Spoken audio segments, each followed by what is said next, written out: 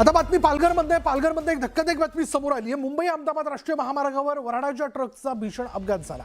या अपघातात 12 जणांचा मृत्यू झालाय तर 20 ते 25 जण गंभीर जखमी झालेत। जखमींना तातडीने नजीकच्या रुग्णालयात दाखल करण्यात आले। मृतांचा आकडा वाढण्याची भीती वर्तवण्यात येते। वऱ्हाडाच्या ट्रकमध्ये 100 पेक्षा जास्त वऱ्हाडी असल्याची माहिती मिळते।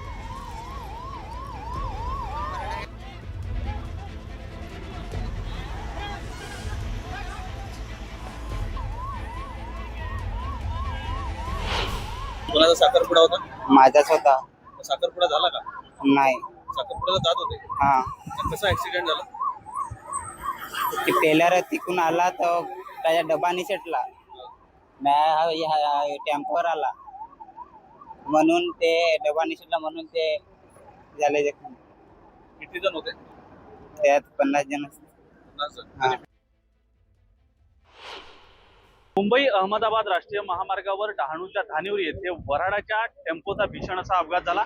या अपघातात आतापर्यंत 12 जणांचा मृत्यू झाला असून 25 पेक्षाही जास्त वऱ्हाडी जे आहेत ते गंभीर जखमी आहेत। त्यांच्यावरती कासा उपजिल्हा रुग्णालय आणि धुंदलवाडी येथील वेदांता रुग्णालयात उपचार सुरू आहेत। आपण बघू शकतो की मी सध्या त्याच ठिकाणी आहे। हा वऱ्हाडाचा टेम्पो खरं तर बापूगाव येथून धानिवरी या ठिकाणी साखरपुड्यासाठी येत होता आणि त्याच वेळेस गुजरातहून मुंबईकडे भरधाव वेगात जाणारा हा कंटेनर या वऱ्हाडाच्या टेम्पोवरती पलटला आणि या भीषण असा अपघात झाला। या ठिकाणी एक बाईक स्वार सुद्धा चिरडल्याची माहिती जी आहे ती समोर आलेली आहे। एकूणच या वऱ्हाडाच्या टेम्पोमध्ये 70 पेक्षाही अधिक वऱ्हाडी असल्याची प्राथमिक माहिती जी आहे ती समोर आलेली आहे। हा कंटेनर या वऱ्हाडाच्या टेम्पोवरती पलटल्याने साधारणतः या ठिकाणी 12 पेक्षा जास्त जणांचा मृत्यू झालेला आहे तर 25 पेक्षा अधिक जण जे आहेत ते सध्या जखमी आहेत। त्यांच्यावरती कासा उपजिल्हा रुग्णालय असेल किंवा मग धुंदलवाडी येथील वेदांता रुग्णालय असेल या रुग्णालयांमध्ये उपचार सुरू आहेत। मात्र हा जर आपण परिसर पाहिला तर ज्या ठिकाणी हे कॉन्क्रिटीकरण करण्यात आले त्या ठिकाणी साईड भराव जो आहे तो करण्यात आला आणि त्याच्यामुळे